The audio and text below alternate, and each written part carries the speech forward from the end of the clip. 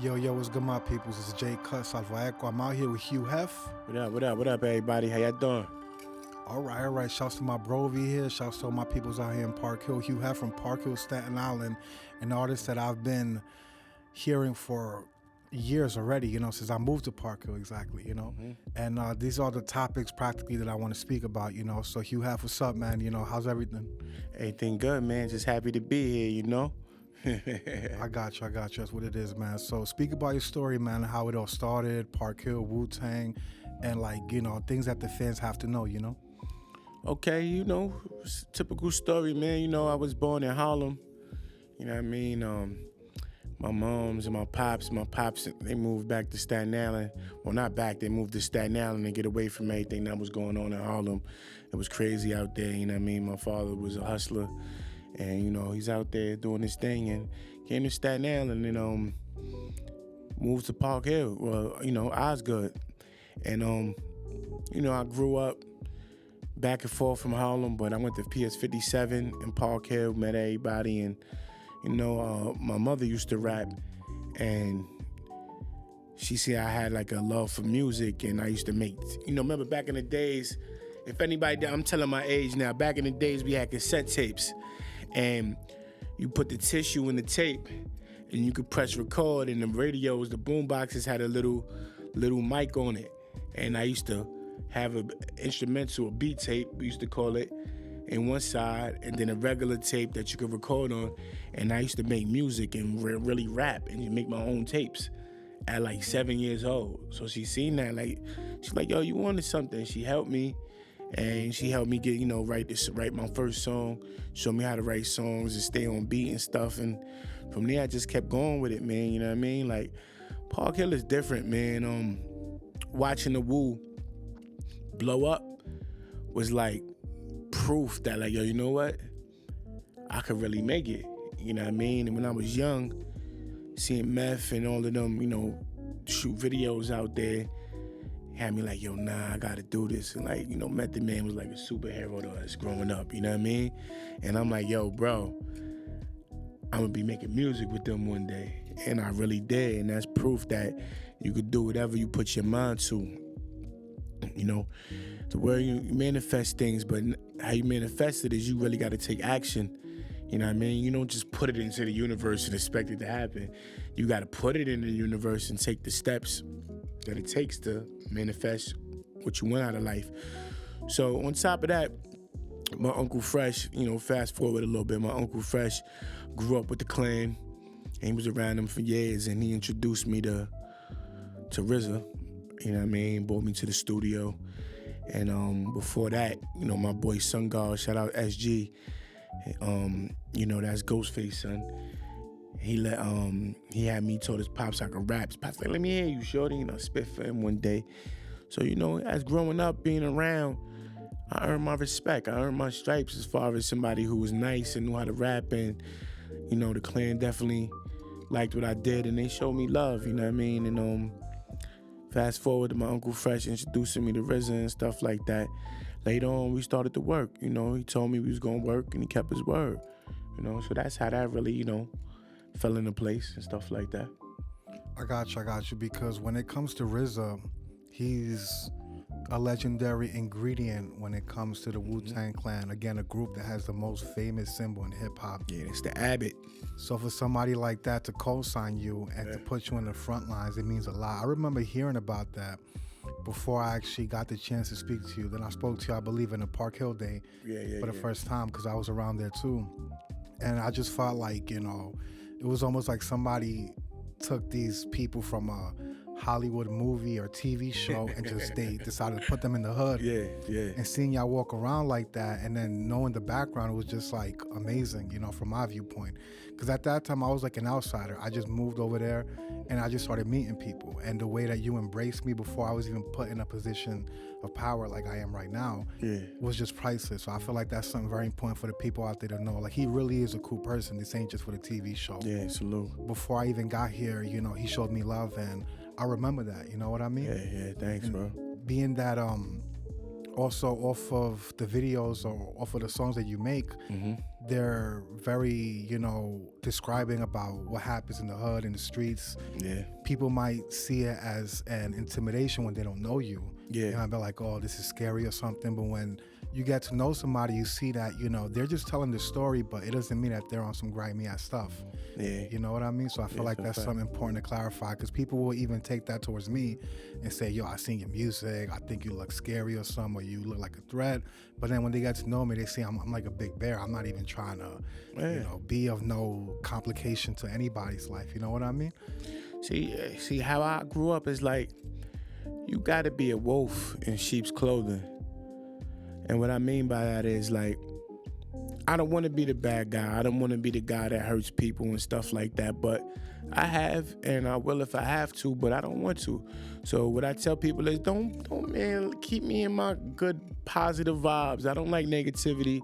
I don't want to be back in jail. I don't want to do none of that. So I'm a cool person, man, and I give people the respect that, that I feel I deserve, and I demand it back, you know what I mean? And if, you don't want to respect me, cool, just stay over there, and you're not going to disrespect me, but, I just leave it like that, you know what I mean? And sometimes you got to ignore people, and when you got tunnel vision and your mind is focused on being successful and succeeding, you become allergic to bullshit, allergic to nonsense, allergic to drama, allergic to all of that.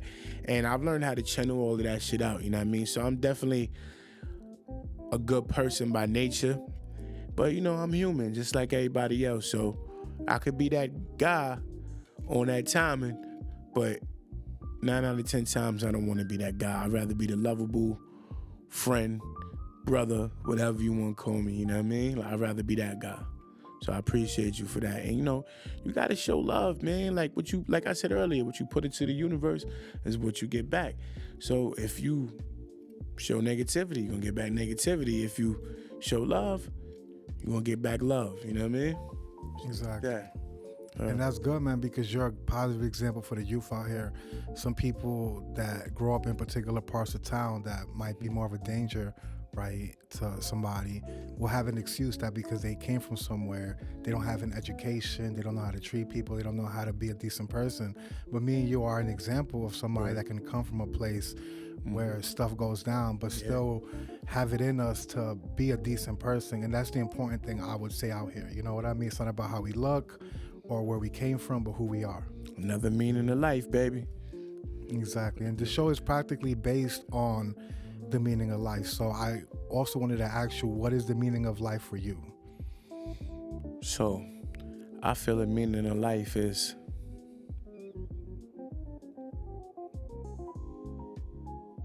overcoming your challenges, reaching your goals, raising your family, and doing God's work. You know what I mean? Not to be too spiritual, but we all have a purpose. And I feel the meaning of life is to fulfill your purpose. So whatever your calling is, some of us don't know our calling, but you could feel it. You could kind of feel it. Like me, my purpose is, I feel like a new age prophet. Like God gave me a talent to speak to the people. You know what I mean? So even though I speak a lot of gangster stuff, I speak a lot of nonsense sometimes, but I still give them messages and give them jewels that people need to hear. You know what I mean? Like, music is for the soul, it's for the spirit, and it's also to teach. Like sometimes, like, you ever heard a song that just made you angry and made you feel super tough and gangster? Exactly. And then you ever heard a song that made you want to cry? It touches your heart. And then you got a song that makes you feel full of love. Like, it's mood music, you know what I mean? And I feel my purpose is to guide people with things that I know and to spread my jewels and, talk my gospel, stuff like that. You know what I mean? So that's my meaning in life, is to fulfill your purpose. I got you. You are speaking in a prophetic way, and just to clarify all this stuff up for the people out here in the show, the show is the meaning of life, but it is spiritually also based on my beliefs in God. So for you to say that is perfect because it just syncs up with what I'm doing right here. And that goes to show you that God puts particular people in our paths for a purpose. Because out of all the people, you were the first one that I know of to come up over here and say that. And it just goes so perfectly to what I'm doing that I don't even have anything to say on top of that. You know what I mean? Sometimes people forget about God when it comes to that. And I have to include him in that and say, I believe in that, but I also believe that it's important to fulfill the purpose that God has for your life. And it's subjective because some people's purpose might be to do this or do that. But at least we're aware of these things, and I'm proud, bro. I'm proud of you and thank you. Of myself, because it takes a lot to get to this point of maturity in life. And the things that we had to go through or that you had to go through alone are already enough proof that, you know, the fire, it does mold you in the righteous way. You just got to let it, you know? Yeah, that's a fact. And like it comes to a point where, like, I got kids now, so it comes to a point like, you want to live or you want to die, or you want to be in jail for the rest of your life? What is it you want? And you're going to get exactly what you want out of life. I mean, and I don't mean that as far as glitter, glamour, and stuff like that. You're going to get what you put out there. So, you know what I mean? Like, I was get back to the put out negativity, you get negativity. Put out positivity, get positivity. So, you know, a lot of people don't believe in God and don't believe in religion. And some believe in science. I'm going to just say this. You got to believe in something, and we didn't just appear. You know what I mean? So whatever your higher power is, hey, I know it's God. You know it's God. But whatever y'all believe, you got to believe in something. You know what I mean? So, you know, I just wanted to add that in there. Stuff like that.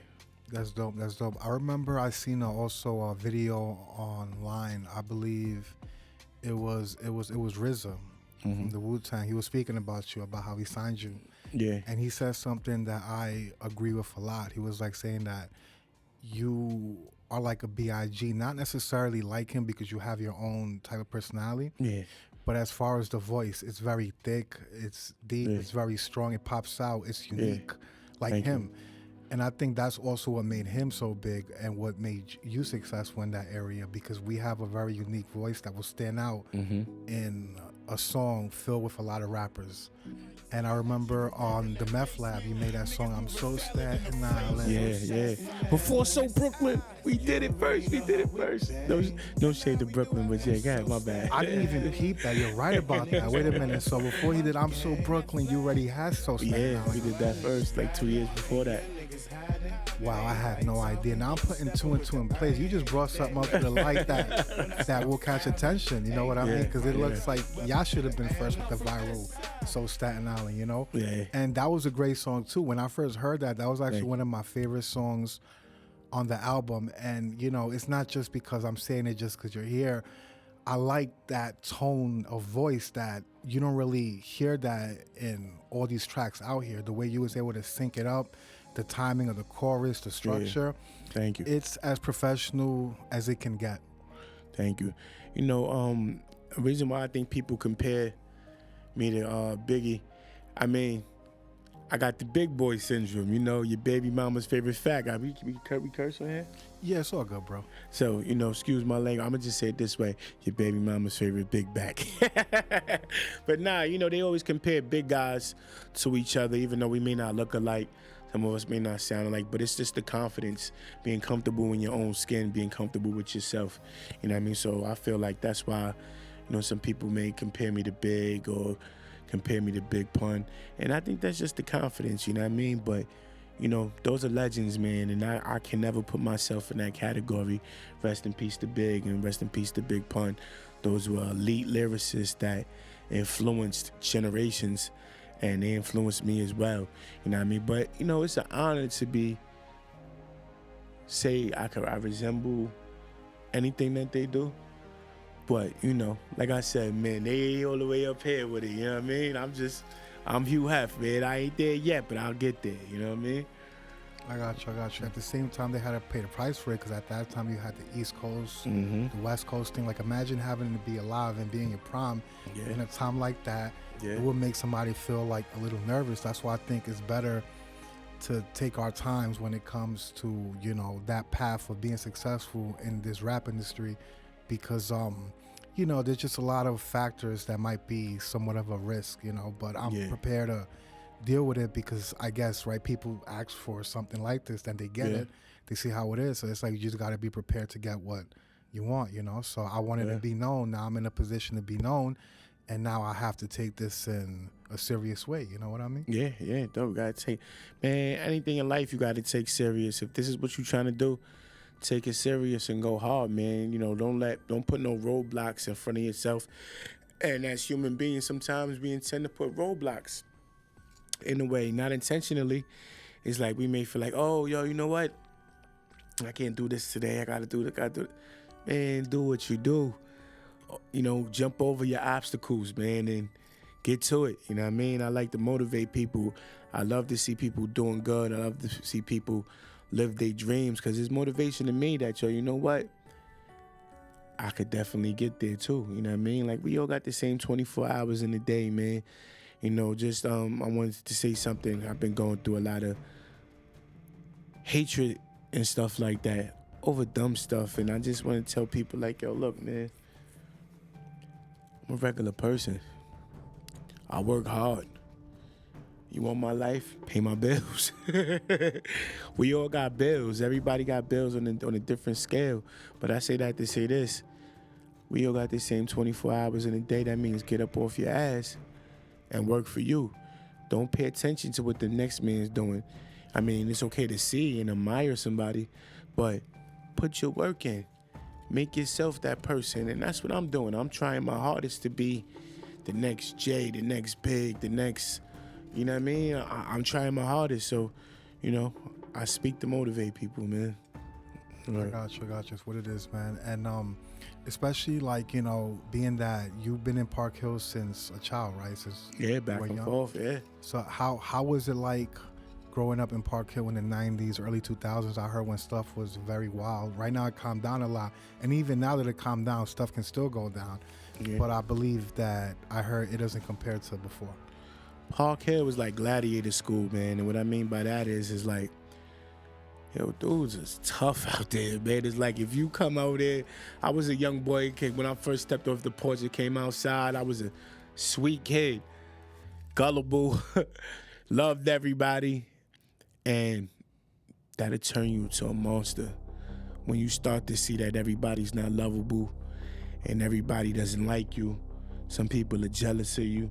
Some people just have evil thoughts and evil ways. It changes you a little bit, you know what I mean? To where you start to become a product of your environment, you know what I mean? And that's what happens to a lot of us. Like, you're forced to defend yourself, and then you realize if you let one person slide, everybody else is gonna try you. So you start to become a fighter, a warrior. And being in Park Hill, you know, we idolize the gangsters, we idolize the hustlers, and next thing you know, you out there hustling. Next thing you know, you out there busting your gun. You out there hurting people, committing crime, living a life of craziness, you know what I mean? And that's the shit we seen as kids. So these young kids are seeing it as well. And we idolize it, but what nobody really tells you is what comes with it. You know what I mean? Like, Park Hill was super rough, man. And for everybody in my generation and older to survive, you did that. You did something, you know what I mean? Like, I was 14 years old and caught a gun charge. Oh, wow. And had to fight a murder that I didn't commit because it was a body on a gun. And I was 14 years old, just hanging around my boys, running around with the gangsters, trying to be a gangster, but I was so young. I wasn't a gangster yet. I guess I was a gangster in training. We got pulled over in a cab, and I had my boy's gun on me that whole time. I was fascinated with it. I was one of them kids looking in the mirror, pointing the gun at the mirror, trying to be tough and stuff like that. And we had went to see some girls, and on the way back, they pulled the cab over, and I had the gun on me. So what I'm gonna do, give my boy back the gun? Nah, I gotta eat it. And then at the same time, they older than me, they gangsters. I'm like, yo, bro, I gotta hold us down. You know what I mean? And I went to juvenile, Spofford, Crossroads, and fought it and ended up getting put on probation. What happened with somebody that was with us was a confidential informant, and we didn't know that because we was young, and he didn't leave with us, and we didn't know why. You know, we just thought, he was like, yo, I'm staying out here. Like, all right, we jump in the cab. A few blocks later, the cab gets pulled over. You know what I mean? And that changed my life. I think it actually saved my life a little bit because it calmed me down at that young age, because the road I was on, I'm running around with a gun on me. I'm fiending to get in the beef. I felt like it's like we have these generational slogans and generational curses that has our minds set a certain way. Like, if you're not a shooter, you're not respected. Live, death before dishonor and stuff like that. All of these stupid slogans, man, could cause your demise and put you in jail before you even know what life is about, before you know the meaning of life. So that's the shit that was going on in Park Hill, you know what I mean? And, like I said, to survive that shit is love, man. Shout out to everybody in Park Hill, man. Keep doing what y'all doing. Keep striving, keep getting y'all money, and, let's live, man. I got you, man. Yeah, I could see a viewpoint in the form of, like, that's blood, sweat, and tears that's talking right there. It's not just somebody speaking from a movie that they watched. You actually been through that. Yeah. And sometimes that's the best way to learn, because, like you said, it stopped you in your tracks in a path where it might have even went further. And I've heard of Spofford. At that time, I was in Brooklyn, because I'm from BK. We moved out here when I was like 16. But I heard of that spot, and I've known people that have gone there, as a juvenile. Yeah. And maybe I was close to that too. But, stuff that I've went through also stopped me in my tracks, because I kind of realized early on in the game that it doesn't matter if I'm a kid, like, I can still be charged as an adult. Yeah. So let me watch myself, But I could relate to your story, because I was also that nice kid that had love in my heart and wanted to be playful. And then when I realized that people in school would try to put their hands on me because of stuff like that, that changed me. And it made me, become a more of a, not an arrogant person, but like just more cold, because you can't show love to the wolves out here when you know what they can do. You know what I mean? Yeah. So, I mean, and I did 5 years probation when I came home, and I said it slowed me down, but then it's like you forget everything you went through, and then next thing you know, like I said, it's an influence. You become a product of your environment, and I started to want nice things. Like, my mother was at work all the time. My father was outside doing what he was doing. My sisters was working, and like, yo, I wanted nice things. I started hustling, and here comes the life of crime. Out there selling drugs, started selling weed. Next thing you know, selling crack, selling bigger drugs, and just got knee deep in the streets again and started to get into more trouble. You know what I mean? And I feel it's important that I bring that up, because it's like, that shit is the road to destruction. Like, no shade on nobody that's out there hustling. Some people got to do what they got to do. You know what I mean? But I just want to say this. I accomplished more with a job than I ever accomplished in the streets. I might have made more money in the streets. I actually made $2,000, $3,000, $1,000 sometimes a night out there, you know what I mean? But I had to look over my shoulder. People wanted to rob me. People was jealous, running from police chasing me, not knowing if I'm gonna make it home. That type of anxiety is crazy. Like, could you imagine waking up and you kiss your girl, you kiss your daughter, and your daughter says, "See you later, daddy," and you really don't know in your heart that you're gonna make it home tonight, realistically, because you out there hustling? That's a different type of feeling. Like, I've been through raid after raid, arrest after arrest, and after a while, you get tired of it. It's like, yo, bro, when is it my turn to live? I want to go on vacation. I want to live the good life. I want to, see what life has to offer. And finally now, in my 30s, I finally got it right. You know what I mean? To where I don't have to no longer look over my shoulder and worry about police. If I see the cops behind me right now, man, what the fuck they do? I did they pull me over. I'm legit. And it's a good feeling. I guess it's PTSD. Like, I have something called sleep apnea, to where it's really, it's hard for me to sleep at night. And that's because I could never go to sleep because I was scared of a raid. Scared of my dog getting kicked in. There's no way to live, man. I jeopardized my family. Police running in the house with assault rifles and guns, putting it to my nephews, my kids, my mother. Like, we've been through hell with that shit. And at one point in my life, my mother, she's not about that life. She's a good woman, you know what I mean? Director of a hospital, worked corporate jobs. I had her in a raid, bro. And it's where she got locked up for something she didn't do. And for one moment, like, I felt like, yo, my mother's ashamed of me. I mean, like, she always gonna love me, but I felt like she was ashamed of me. And that shit is kind of hurtful, you know what I mean? And it's like, yo, damn, we don't realize the things we do affect others. And it's like a form of being selfish. Like, you may be hustling or committing these crimes for a reason, for yourself, to better yourself. But when we go to jail, our parents go to jail mentally. Our siblings go to jail mentally because they loving you and they missing you. And God forbid you get killed out here. That a part of their heart is missing. We can't be selfish. We just gotta do better for ourselves, man. And like I said, man, I promote people to get a job. Go get a fucking job. You gotta work, especially in this country. I mean, if you're disabled and you get an SSI, whatever, teach his own. If you don't want to work, start a business. Bring in some form of income.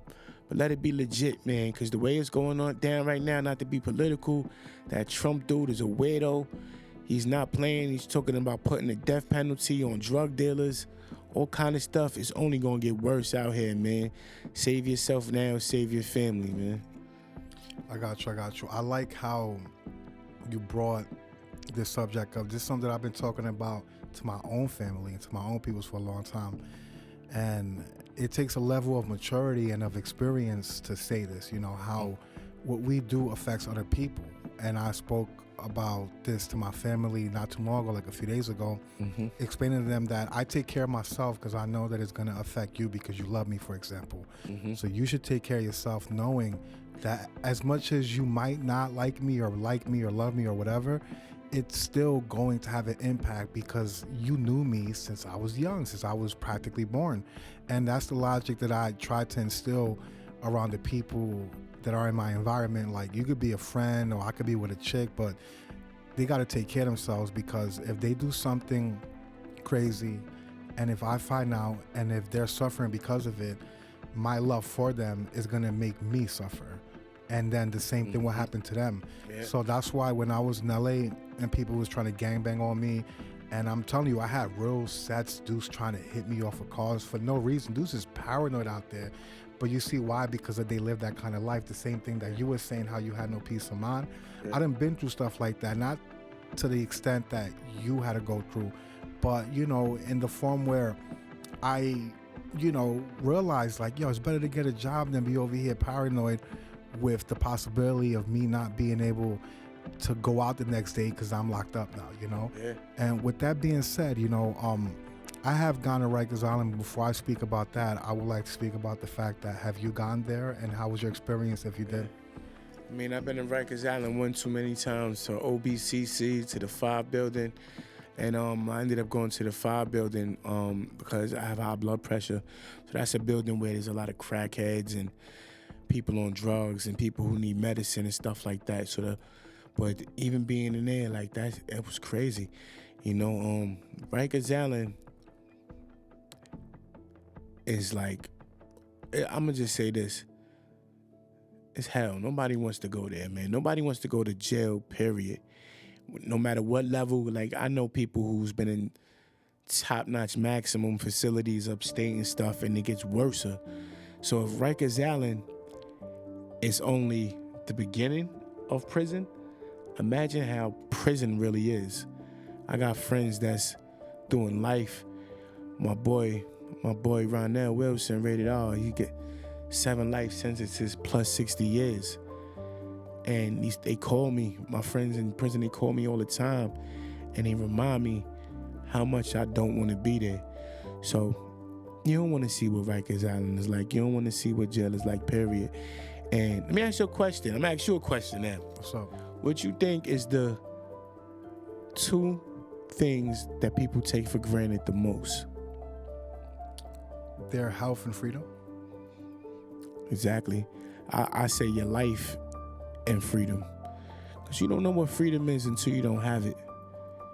And then life, we take life for granted. We play with our health. We do daredevil things. Some of us drive fast, speed in the car, or do things like, we think it can't happen to us. Like, we can't lose our life. Like, we can't get locked up. Some of us have the invincible mindset, and we get rude awakenings. You know what I mean? So just be mindful of what y'all doing, man. And when you working, the possibility you going to jail becomes smaller and smaller and smaller. Because you at work. How could they pin anything on you if you're working?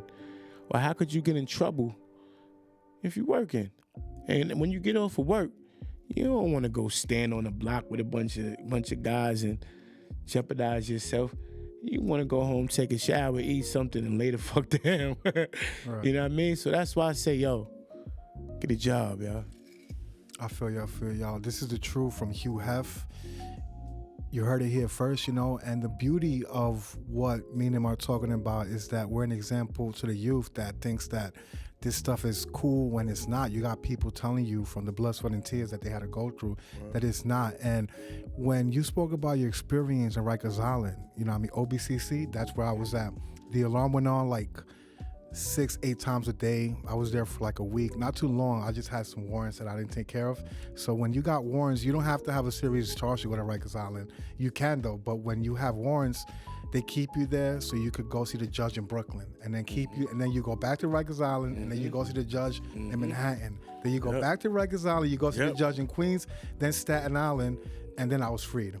So that was my experience. I had all these things all messed up. They caught me in the train smoking weed. I was on my way to Stillwell. I'm a barber too. Okay. I be doing my own fades and stuff. So all right, cool. I gotta come see you, man. I gotta look kind of scruffy today. All right. I mean, it's still fly, bro. You know what I mean? But I was going to see my bro and do him his haircut, and they found me also with barber supplies, barber blade, machine, sprays, and they try to pin that on me like a weapon. And I'm like, you got the whole set right here. That's how you know they have like some type of issues. Yeah, I respect the fact that there's some type of law and order here to keep us safe, but there's an abuse of it too. Like, don't OD on me and now try to turn this barber blade when you see it with the machines and everything. But with that being said, that was the last time I went to Rikers Island. I didn't belong there. I was cool, but I didn't see like Mexicans with their shit broken, blood over there. I didn't seen the freaking whole bunch of turtles with the stick. There was this small lady in that whole crew of them dudes in jail that be stopping fights. They be having the helmets on with the pipes and with the shield. They will hit you with that stick and it hurts. Of course. It hurts. And it's just amazing how, these dudes is hard-headed, right? Like, the alarm be going on, 9 times a day, and they're still going at it. He knows that they're going to come through and bang everybody up with their shields and sticks, and they still keep going. That's a hell of a life to want to live. Like, what the hell, you know what I mean? Yo, something happened to me when I was there. I'm going to tell y'all this, man. To the young boys out there banging the set, on gang time and stuff like that, a lot of them don't know this. Outside in the world, y'all good, y'all cool, y'all may have your little ops here and there, but in jail, you really got to be a tough guy to be a gang member in jail. You really got to live that stuff that you talking and be ready to defend yourself and protect your life, because it's ugly. There's nowhere to run. There's nowhere to hide. You really got to fight. You going to have to, some people are stabbing and cutting people. If that's what y'all ready for, keep doing what y'all doing. But something happened to me on Rikers Island where, I grew up in the gang, and I remember I got locked up one time for something stupid. I got locked up like 30 times for driving with a suspended license. Wow. And the last time I got locked up, Judge Meyer said to me, "Remand, I'm gonna teach you a lesson. If you don't pay your tickets and fines off, you're gonna do a year." I'm like, a year for driving? Oh, come on. So, I set it up to where I could pay my tickets off. So I'm in there for something stupid. So I'm not on gang timing. I'm not repping nothing. I'm chilling. I'm playing a low profile because I'm trying to go home. But it's people there for real shit that don't care. So somebody came in, "Yo, what's poppin', homie? And I'm in the old King house. And next thing you know, they talking Spanish. They talking. I'm like, here we go. I see the nasty looks and stuff like that. I'm like, oh man, here we go. So I'm on in the 5 building. We don't go to the mess hall. We get our lunch comes to us in the dorms. I was in a dorm, low classification. I'm there for something stupid. So I'm on the line to get my tray. I get my tray, and one of the dudes, they walk by me, bump me real hard. Boom! I drop my tray. Now on Rikers Island, you don't got commissary. You looking forward to your meals. You starving, especially a big dude. I'm in there, my stomach touching my back. I'm hungry. I'm hurt. He just knocked all my food over and bumped me real hard. Now, remember what I said about earlier being in the hood, and if you let one person slide, everybody's gonna try you? Unfortunately. It's the same thing in jail, but worse. He bumped me like that and everybody saw him. I knocked him cold out. Knocked him out. And then it just seemed like that sparked like a riot. It just seemed like everybody was fighting. And, all I could remember is just the whole room just went upside down. And what it was, the guards. The guards had rushed us, and then the turtles came, and they don't ask no questions. They just start beating your ass. You know what I mean? I got beat up by the security, by the guards and the turtles, and they throw you in a holding cell, and you about to ready to go to the box or whatever they put you. And by the grace of God, the next morning, I got out. And that saved me because the person I knocked out was somebody in the gang world, and that could have got crazy if I'd have went back to that jail. You know what I mean? So when you on that gang timing, man, I got friends that gotta sleep with a razor in their ass to protect themselves. You know what I mean? Like, it's things that you gotta do that's like inhumane and just crazy. You know what I mean? So I just wanted to elaborate on that to let y'all know, if y'all gonna live this life, know what to expect, man. That shit ain't worth it. Exactly. Do you know that Rikers Island is actually set to shut down because of human rights violations that me and you have lived, and people out here, unfortunately, and it deserves to shut down. Do you know why? Because that's not no way to allow somebody to recover from a life of crime or to be of a rehab for them to progress, right, in a more positive way. I think it can make people worse. In a certain form, it helped me because I'm not them hard-headed dudes, but imagine somebody that's very hard-headed. The more you keep hitting a dog, the more savage you'll get. And I think that using that ideology in jail, I just think it makes things worse because they come out more violent.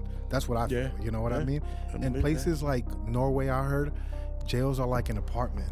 And the logic behind that is that they want to make these people feel and live as normal as possible. So when they come out, they'll understand what it is to live in a civilized world in peace, where there's no violence, where you have a certain amount of food, where you live in a nice apartment. And it works. There's less crime in that place. And you come here to the U.S. and they practically treat us like a piece of garbage, and then they wonder why there's so much craziness out here on these streets. Because people come out, right, and sometimes they get worse. I believe that we should have more programs and less prisons, less jails. And I'm a credible messenger, a mentor, and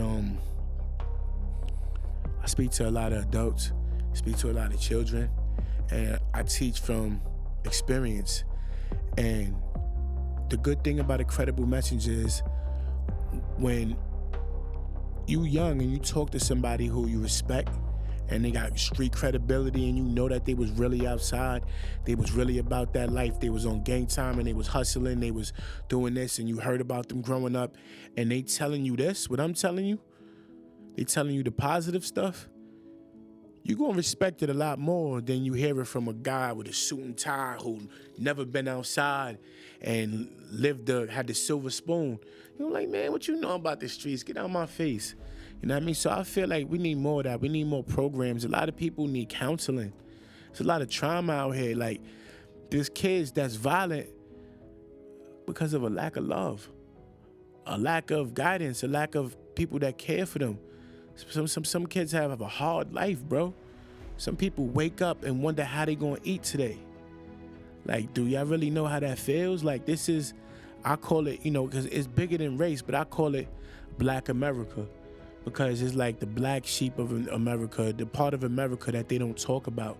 And they quick to throw us in jails and stuff like that. When we didn't put ourselves in the hood, we didn't put us in these situations, in these housing projects, like, you know what I mean? And these, you know, in poverty, we didn't ask to be here. Everything is survival. We just trying to survive. And I don't think the government or the world understands that. Like, I'm not gonna talk too much on this, but it's like animals in the jungle. They can't cook a steak. They gotta eat the best way they know how. And sometimes that means killing other animals, fighting for crops, fighting for things, whatever their food source is. And it's the same thing out here. Like, you put us in these bad situations and we just trying to survive. You know what I mean? How are we gonna get out? So I feel more programs, more counseling, more credible messengers will really slow down the crime rate, and more opportunities and more jobs and financial literature and talking about money and just teaching and helping. That will really slow down the incarceration of our people, you know what I mean, of all people. Gotcha. It's almost like God gave you a gift to speak, man, because out of all people, like, you really came out here and, like, you really, like, ran the show as far as, like, the message of truth and of humanitarian values and of actually having love for our people, because if we don't do it, then who's gonna do it? And I'm like you in that area. I feel like, you know, on top of this rap, I feel like I'm in a position almost to be like you know, like a mayor to the city, or like some type of governor, and actually like stand for the rights, for human rights, and help these people out here, because I know what it feels like to come from that bottom. You know, I might have not came from your exact path. I believe that you even went through a harder time in that form as far as legal prosecution than me.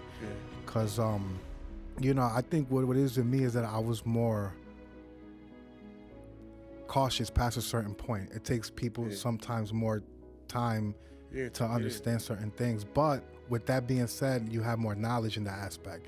And now you're more qualified to speak about that, opposed to, like you said, some guy in a suit just popping up saying, hey, I'm a rich guy from a good neighborhood, and I'm going to tell you guys how it feels to come from around here, when he doesn't know, you know. And so you're more qualified to say what you're saying. And that is the beauty of it. You know, people need to hear that, man. Thank you. And what I want, one more thing I want to say is, like, I know in my music I talk a lot of things. It may be violent and stuff like that, and I don't contradict myself. It's entertainment. Like, this is what people need to know. One of my favorite movies is Scarface. But does that mean Al Pacino was a bad person because he portrayed Scarface? That was a character. You know what I mean? So when I'm talking most of my life stories. And sometimes I may have my gun bars and I'll do this to you, but it sounds good and it's entertainment, man. So don't take that shit too seriously. Like, don't get me wrong. Like I said, I'm a good person. And there's times that I've been violent, and I'm always gonna protect myself and my family because I'm a man first. But It's entertainment, you know what I mean? Like, everybody remember that. Look at K Flock. K Flock was a young boy, young drill rapper doing this thing, and he was really talking what he was living. And look where that landed him. So to the young drill rappers out there, yo, you could talk that talk, and you can still be tough. But be mindful of what you're doing and be mindful of what you're talking about, because they don't want to see us win at all. They want to put us in jail for the rest of our life, and it's horrible. You know what I mean? So I felt the need to tell y'all that. Like, you know what I mean? The stuff I talked about, yeah, I really lived it. Am I still doing it? Nah. But I'm still who I am. But I don't want to be outside like that no more. I mean, I'm still outside as far as, you know, I go everywhere. I'm performing. I'm doing this on a different type of time, but I'm still me. Just don't run up on me. Exactly. That's fair game, bro, you know? And for the record, I want to let people out here know that there's nothing wrong with having a legal firearm to defend yourself. Some people will always think that a gun bar is something bad. Not in this world. You know, if you have a legal firearm, as an example, and somebody's trying to do a mass shooting, you can stop them. So there's a lot of positive aspects of having a firearm. It's not all bad. A lot of us have had them, for example, or have carried them just to protect ourselves. And people thought that, oh, well, since it's two brown kids, two black kids, they're both bad. Like, no, there's somebody there is trying to start it, and somebody there is just not trying to die. And they have to see it that way. It's not all of us that are just trying to, you know, do some crazy ass things. Me personally, I'm heading down south eventually, and I'm gonna get a legal firearm, but it's specifically just for safety purposes, to protect myself. Nobody in my family knows how to handle these things. Yeah. And my family is filled with a lot of females. At least one person here should be trained in case of anything. You don't know what could happen. There could be a terrorist attack. There could be something. Yeah. And if you think about it, even that case of the kid in the subway, I don't know if you heard them. The Spanish kid was fighting a black kid, and the black kid had a gun, and he took it out, and he tried to shoot him, and then the Spanish kid, he took it away from him, and then I think he shot him, and he didn't get prosecuted for that. And I'm shocked. I seen that. Because that happened in New York City. He didn't get prosecuted for that, but look. Self-defense. So it's not always a bad thing. Yeah. And it's unfortunate that things had to turn out like that. What I can say is I blame the Spanish girl and the Spanish kid in the form where she didn't have to take out the knife. When she took out the knife and the kid saw that he was bleeding, that's when he actually like decided to take out the hammer and say, hey, I'm dying. So I'm just, if she didn't stab him, I don't think it would have gone that far. Probably not, but hey, who am I to judge? But that's how I see things. When two men are fighting, and especially if it's not lethal, I don't think somebody should come with a weapon, because it just adds on to the severity of it. I think that's why he actually took out the gun. Yeah, but you know what it is too? If I'm fighting my girl, she's gonna, as much as I tell her mind her business, she's gonna jump in. And I know that, thank God it's never happened, and I pray it never happens, but she's gonna jump in. And that's just instinct of protecting your loved ones. You know what I mean? So it's an unfortunate situation that happened there, and I get what you're saying. I feel as men, we all have the right to bear arms. Like you said, I mean, the reason they gave us the right to bear arms is like if, remember, it was like if the government was overthrown or there was a civil war or something, you were able to protect your family. And I was in Houston, Texas. I had a show out there a few years back, and out there I performed. It was great. Then we went to a car show and saw all the cars, the 6-4s and all the joints. You know, it was beautiful, right? But we went to a party that night, and when I got to the block was full of people. And I'm like, yo, now this is a carry state. As soon as I got there, my boy came out with an assault rifle. Yo, look at this shit. I'm like, nah, hell no. We outside, man, you wildin'. Like, man, this shit legal out here, bro. We on my property, we good. And I'm like, nah, man, I still don't want to see that shit. Like, wait till we get in the house. But I realized something. Not one fight broke out at that club. And it was packed. It was so packed, people couldn't even get in. And me being from Staten Island in New York, I'm like, man, something gonna happen out here, man. Everybody strapped too. But then I realized, you know what? Everybody know everybody's strapped. So who's really trying to start problems and get shot? Exactly. So it seemed like it actually works, you know what I mean? And you know, there's a saying that I feel that is a mindset that has us, that can lead us to our demise or lead us in prison or hurting someone when we could just talk it out. It's called, you rather have it and not need it than need it than not have it. That's the point, yeah. I grew up thinking that, right? And I mean, that's true to a certain extent, but do you know how much times I talked myself out of a situation? And then if I had a gun on me, I probably want to talk my way out of it. Because when you got a gun, for some reason, your tolerance is small. Like, you ain't really trying to talk to nobody. Like, man, you know what I'll do, man? I'll blow your head up. Yo, that shit is crazy. But when you don't have a gun, you use your mind. You know what I mean? So I feel like firearms should always be the last resort. Like, if you're back against the wall and it's either your life or his life, and you gotta do what you gotta do, and then that's different. But to shoot somebody for no reason or argument or because they said something to you and made you mad, it's corny. Oh, yeah. You soft, bro. Put your hands up. Like, yo, I respect the person. Like, yo, man, you got a problem. You like, yo, man, yo, put your hands up. We got to fight. I got to respect that. Like, yo, you know what? I made this man feel some way. All right, we got to fight. Win or lose, let's shake each other's hand, man. And go ahead to your family. I'm going to go home to mine. Or if I feel like you got the best of me, nah, man, I want a rematch. Whatever, but don't go out there shooting somebody because you got your ass whipped or he said something you ain't like, yo, man, get your heart up, man. Fight or talk it out, or, you know what I mean? And people, a lot of people dying for girls. These girls is, man, there's a million women out here. Like, somebody said something to me earlier, I don't want to blow them up, but they like, yo, man, yo, this chicken, I'm gonna blow her nigga head off. Pause. I'm like, yo, bro, you know how that's gonna look in the paper? Nah, it's the principle. I'm like, nah, it ain't the principle, bro. It's gonna look like you killed somebody over a girl. And you gonna look like a sucker. Hell yeah. A real sucker. And you don't know it because you're in your feelings. And then somebody gonna be dead, somebody gonna be in jail, and she's still gonna be having sex with the next guy. And not gonna be thinking about you or him. So do yourself a favor, man. Cool out, think, you know what I mean? And I don't mean to sound like a saint and be so positive, but it's well needed, man. I got kids, I got nephews, and I be worried about them because I can't always be there to protect them and save them.